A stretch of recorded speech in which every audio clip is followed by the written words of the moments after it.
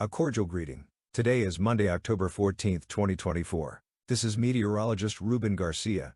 At the time of recording this video, it is 7 p.m. local time in the Lesser Antilles, Puerto Rico, the Dominican Republic, and Haiti, where we are closely monitoring the development of Invest 94, which has a medium probability of cyclonic development over the next 7 days. It is projected to pass near or over sectors of the northeastern Caribbean.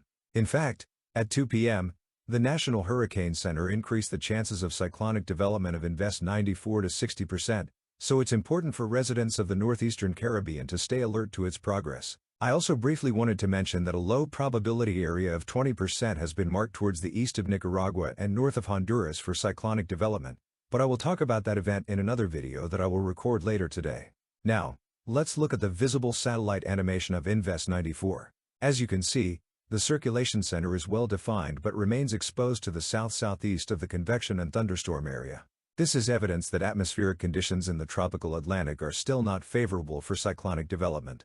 In fact, that is why this disturbance only has a 10% chance of cyclonic development in the next 48 hours. It will not be until it crosses the 55 degrees west longitude that it will encounter better conditions for development and strengthening. Overall, there have been no changes in the trajectory projections today. It is still projected that, over the next 24 to 36 hours, it will move west-southwest. For northern regions of the Lesser Antilles and Puerto Rico, it will be critical to see how far south Invest 94 manages to drop in latitude, as this will determine how close or far it passes from the northeastern Caribbean. However, the outlook is a bit different for sectors of the Dominican Republic, Haiti, Cuba, the Turks and Caicos Islands, and parts of the southern Bahamas. There is good consensus that in the long term, over 5 to 7 days, the possible future Tropical Storm Nadine could move through this region. Now, let's talk a bit about why this system will take this trajectory. It's due to a high-pressure system strengthening over the eastern and southeastern United States later this week. You can see that it will force the system to turn, and after initially moving west-northwest, the high pressure will become so strong by the weekend that it will push the system more towards the southwest. This could directly affect the Dominican Republic, Haiti, Cuba, and the Bahamas. What I'm saying is that few changes in the trajectory projections are expected, but it will be critical to see how far south Invest 94 manages to drop in latitude. For example, if it shifts further south, it would represent a greater risk to the northern islands of the Lesser Antilles and Puerto Rico. But if it stays further north, it will likely pass 100 to 200 miles northeast and north of Puerto Rico and the Virgin Islands. Additionally, as I mentioned this morning, this system will move over ocean surface temperatures that are rising as it approaches the Caribbean, and conditions will be favorable for strengthening. Some models already show that it could approach sectors of Puerto Rico and the Dominican Republic as a Category 1 or 2 hurricane this weekend.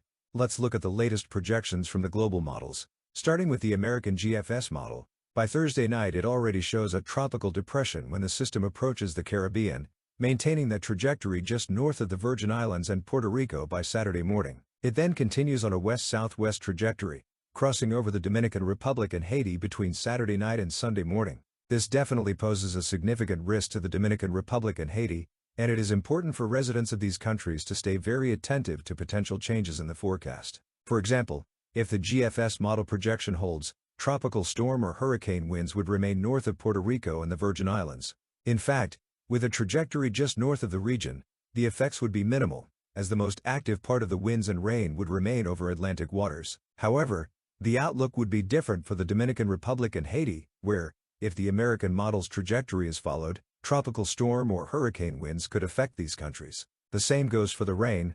Under the GFS model's projection, Puerto Rico and the Virgin Islands could see between 3 to 4 inches of rain over the weekend, but the heaviest rain totals would fall over the Dominican Republic and Haiti. In the latest projections, the model shows 375 to 300 millimeters, around 15 to 12 inches, of rain over a 48-hour period, which could result in significant flooding. In the Dominican Republic and Haiti, be very cautious not just with the wind but also with the anticipated rain event this weekend. We also have the European model projection, which is quite similar to the GFS model, with the only difference being that it keeps the system a bit farther away from Puerto Rico and the Virgin Islands, passing about 300 miles north of the region. But between Saturday and Sunday, it follows a southwestward trajectory, bringing the system dangerously close to northern sectors of the Dominican Republic, Haiti, and passing over some of the southern islands of the Bahamas and the Turks and Caicos.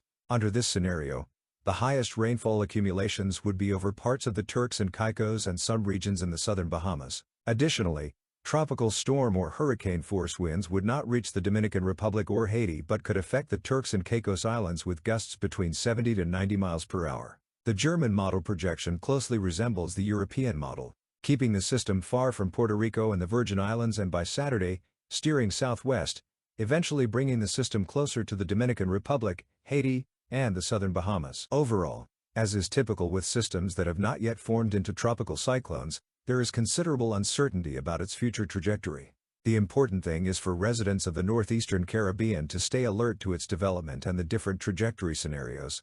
We can see this in the ensemble members of the European model, where some show a trajectory far from Puerto Rico and the Virgin Islands, while others have a more southerly track that could pose a greater risk to these areas. For sectors of the Bahamas, the Turks and Caicos Islands, the Dominican Republic, and Haiti, the risk appears higher, at least for now, according to the latest model projections. I encourage you to stay tuned to Hurricane Info to stay informed about the development of this disturbance. And to make sure you don't miss any of the videos I'll be recording, I invite you to subscribe to my channel. Don't forget to click the bell to receive notifications of new videos. Well, that's all for now. The next video will be about the disturbance in the Western Caribbean Sea, which could threaten sectors of Nicaragua, Honduras, Belize, and the Yucatan Peninsula. Goodbye.